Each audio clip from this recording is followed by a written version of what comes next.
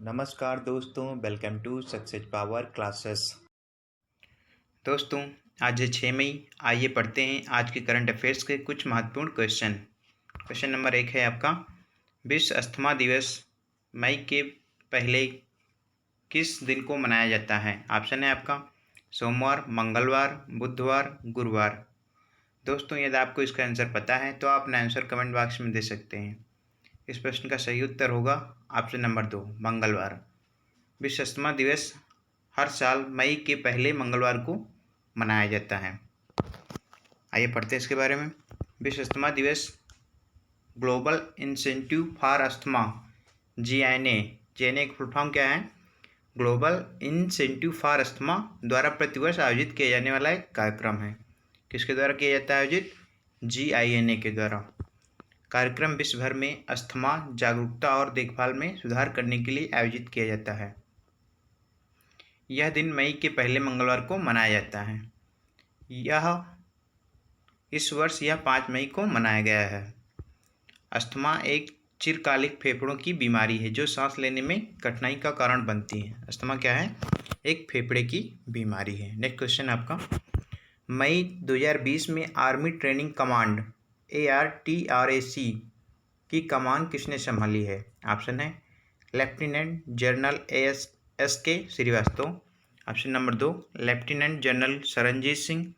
Option number 3 है lieutenant general Gopal R। Option number 4, lieutenant general Raj Shukla.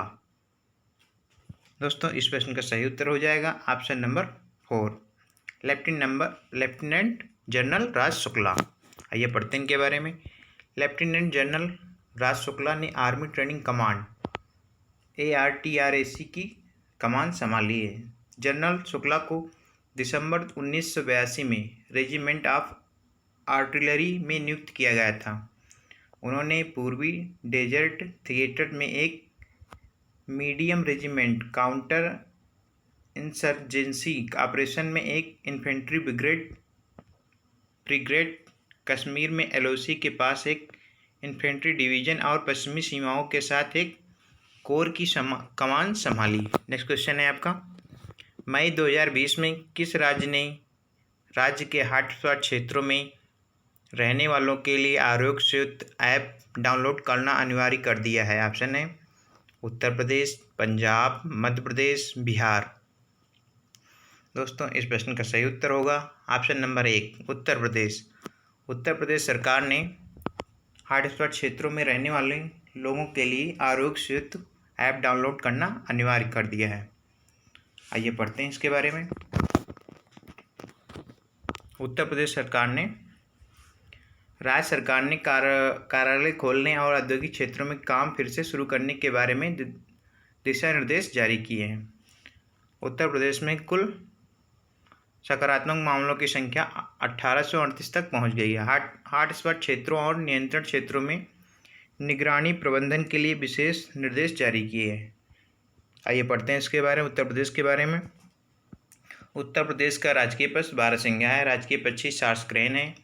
राष्ट्रीय उद्यान दुधवा राष्ट्रीय उद्यान है, जो कि आपके लखीमपुर डिस्ट्रिक्ट में स्थित है। वहाँ का बांध क्या है? गोविंद बल्लभ सागर बांध, जो कि रिहन नदी पर स्थित है। उत्तर प्रदेश में टोटल 75 जिले हैं। विधानसभा सीटें 404 हैं। नेक्स्ट क्वेश्चन क्या है आपका, मई 2020 में दिल्ली मेट्रो ने अपना कौन सा स्थापना दिवस मनाया? ऑप्शन है 25वां, 26वां, 27वां, 28वां। दोस्तों, इस प्रश्न का सही उत्तर हो जाएगा ऑप्शन नंबर 2, 26वां। दिल्ली मेट्रो ने अपना 26वां स्थापना दिवस मनाया है, जो कि 3 मई को मनाया गया। दिल्ली मेट्रो 360 किलोमीटर, 264 स्टेशनों और 14 डिपों के विशाल नेटवर्क के साथ दुनिया की सबसे बड़ी मेट्रो प्रणाली में से एक है। मार्च 2020 में सेवाओं के निलंबन से पहले दिल्ली मेट्रो पर 99% से अधिक समय की पाबंदी के साथ 60 लाख से अधिक यात्राएं की जा रही थी। नेक्स्ट क्वेश्चन है आपका, मई 2020 में किसे 2 वर्ष की अवधि के लिए आरबीएल बैंक के मुख्य जोखिम अधिकारी सीआरओ के रूप में नियुक्त किया गया? ऑप्शन है दीपक कुमार, बीके जौहरी, अजय कुमार, रामनाथ कृष्णन। दोस्तों इस प्रश्न का सही उत्तर हो जाएगा ऑप्शन नंबर 1 दीपक कुमार। दीपक कुमार को मुख्य जोखिम अधिकारी सीआरओ के रूप में नियुक्त किया गया है। नेक्स्ट क्वेश्चन, आइए पढ़ते हैं इनके बारे में। आरबीएल बैंक ने दीपक कुमार को 2 वर्ष की अवधि के लिए बैंक का मुख्य जोखिम अधिकारी नियुक्त किया है। कुमार रामनाथ कृष्णन की जगह ये सीआरओ होंगे। कुमार ने भारतीय स्टेट बैंक एसबीआई के मुख्य महाप्रबंधक के रूप में कार्य किया है और बैंकिंग क्षेत्र में 37 वर्षों का अनुभव रखते हैं। कुमार ने पीएमसी बैंक संकट के समाधान के लिए आरबीआई समिति में भी काम किया है। नेक्स्ट क्वेश्चन है आपका, प्रोफेसर के.एस. निसार अहमद का मई 2020 में निधन हो गया है। किस वर्ष उन्हें कर्नाटक साहित्य अकादमी से पुरस्कार मिला है? ऑप्शन है 1978, 1982, 1989, 1993। दोस्तों इस प्रश्न का सही उत्तर हो जाएगा ऑप्शन नंबर 2, 1982 में उन्हें कर्नाटक साहित्य अकादमी पुरस्कार मिला है। नेक्स्ट क्वेश्चन है, आइए पढ़ते हैं इनके बारे में। कन्नड़ साहित्य के न्योत्सव कवि प्रोफेसर के.एस. निसार अहमद का अभी जल्द ही निधन हो गया है। वे नव्य साहित्य आंदोलन में एक प्रमुख कवि थे। उनकी रचनाओं में मनसू गांधी, पंजारू नितोत्सव, संजय एतारा, नर और मानदंडों मातु कथा शामिल है। उनकी अनामिका अंगारू कविताओं के एक संकलन ने 1982 में कर्नाटक साहित्य अकादमी पुरस्कार जीता। वह पद्मश्री, पंपा और राजस्व पुरस्कार के प्राप्तकर्ता थे।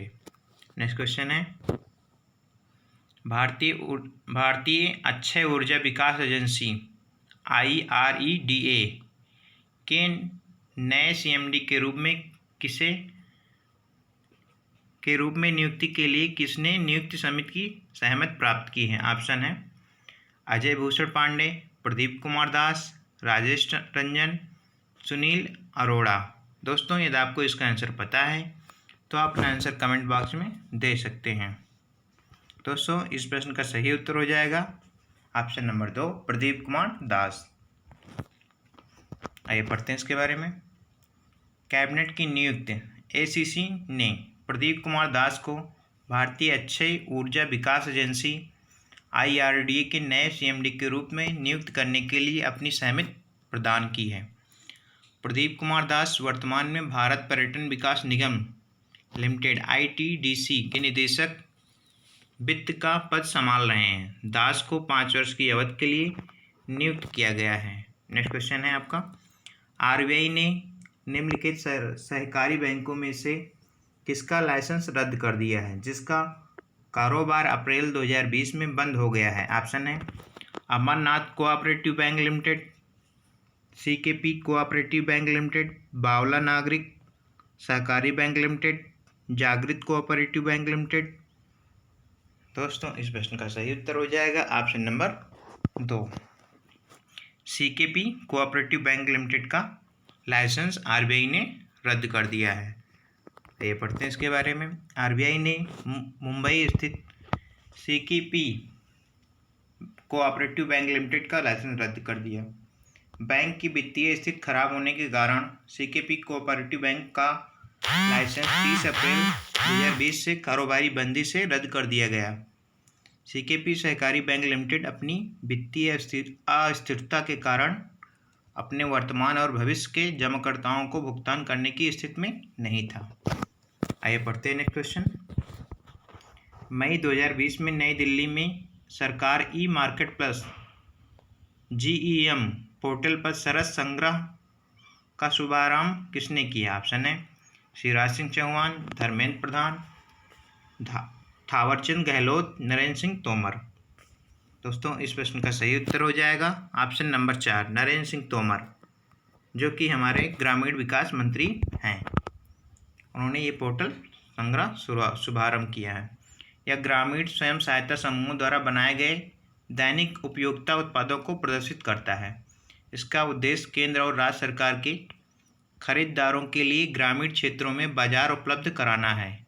स्वयं सहायता समूह के विक्रेता 5 उत्पाद श्रेणियों में अपने उत्पादों को सूचीबद्ध करने में सक्षम होंगे। नेक्स्ट क्वेश्चन है आपका, निम्नलिखित में से किसने उच्च संक्रमण प्रवण क्षेत्रों में तेजी से और रसायन मुक्त कीटाणु शोधन के लिए एक अल्ट्रावायलेट कीटाणु शोधन टावर विकसित किया है? ऑप्शन है इसरो, DRDO, BRC, HL। दोस्तों यदि आपको इसका आंसर पता है तो आप अपना आंसर कमेंट बॉक्स में दे सकते हैं। दोस्तों इस प्रश्न का सही उत्तर हो जाएगा ऑप्शन नंबर 2, DRDO ने यह कीटाणुनाशक एक अल्ट्रावायलेट कीटाणुनाशक टावर विकसित किया है। आइए पढ़ते हैं इसके बारे में। DRDO ने उच्च संक्रमण प्रवण क्षेत्रों के तेजी से और रसायन मुक्त कीटाणु शोधन के लिए एक अल्ट्रावायलेट कीटाणु शोधन टावर विकसित किया है। UV ब्लास्टर नामक उपकरण एक अल्ट्रावायलेट आधारित क्षेत्र सैनिटाइजर है जिसे laser science and technology centre द्वारा डिजाइन और विकसित किया गया है। UV ब्लास्टर प्रयोगशालाओं में इलेक्ट्रिक उपकरण, कंप्यूटर और अन्य गैजेट जैसी उच्च तकनीक सतहों के लिए उपयोगी है। आइए पढ़ते हैं नेक्स्ट क्वेश्चन। मई 2020 में अमेरिकी राष्ट्रपति डोनाल्ड ट्रंप द्वारा international bank for reconstruction and development प्रतिनिधि के रूप में किसे नामित किया है? ऑप्शन है अशोक माइकल पिंटो, प्रदीप घोषला, पाल श्रीवास्तव, सौरव चटर्जी। इस प्रश्न का सही उत्तर हो जाएगा option number 1, Ashok Michael Pinto. इनको नियुक्त किया गया है, उन्हें 2 वर्ष के लिए नामित किया गया। इनको जो है 2 वर्ष के लिए अमेरिकी राष्ट्रपति डोनाल्ड ट्रंप ने नामित किया है। वे एरिक बेथेल का स्थान लेंगे। इससे पहले कौन थे? एरिक बेथेल, जिन्होंने अपने पद से इस्तीफा दे दिया। एरिक बेथेल ने क्या किया? अपने पद से इस्तीफा दे दिया। वे वर्तमान में अमेरिकी ट्रेजरी विभाग में अंतर्राष्ट्रीय मामलों के अपर सचिव के सलाहकार के रूप में सेवारत हैं। नेक्स्ट क्वेश्चन है, कौन सा देश 2020 के अंत में आर्कटिक जलवायु की निगरानी के लिए पहला आर्कटिका M उपग्रह लॉन्च करेगा? ऑप्शन है USA, चीन, जापान, रूस। दोस्तों इस प्रश्न का सही उत्तर हो जाएगा ऑप्शन नंबर 4, रूस। रूस 2020 के अंत में आर्कटिक जलवायु की निगरानी के लिए पहला आर्कटिका M उपग्रह लॉन्च करेगा। उपग्रह विकसित किया जा चुका है और प्रेक्षण 2020 के लिए योजनाबद्ध। प्रेक्षण कब होगा? 2020 के लिए योजनाबद्ध है। उपग्रह को फ्रास्ट बूस्टर वाले सोयूज -21B वाहक रॉकेट द्वारा लॉन्च किया जाएगा। रिमोट सेंसिंग आर्कटिका M ध्रुवीय क्षेत्र में मौसम संबंधी स्थितियों की निगरानी करेगा। बात तो रूस की हुई, तो आइए पढ़ते हैं रूस के बारे में। रूस की राजधानी क्या है? मॉस्को। रूस की मुद्रा क्या है? रूसी रूबल। दोस्तों आज के लिए इतना ही, मिलते हैं आपसे नेक्स्ट वीडियो के साथ में। Thanks for watching.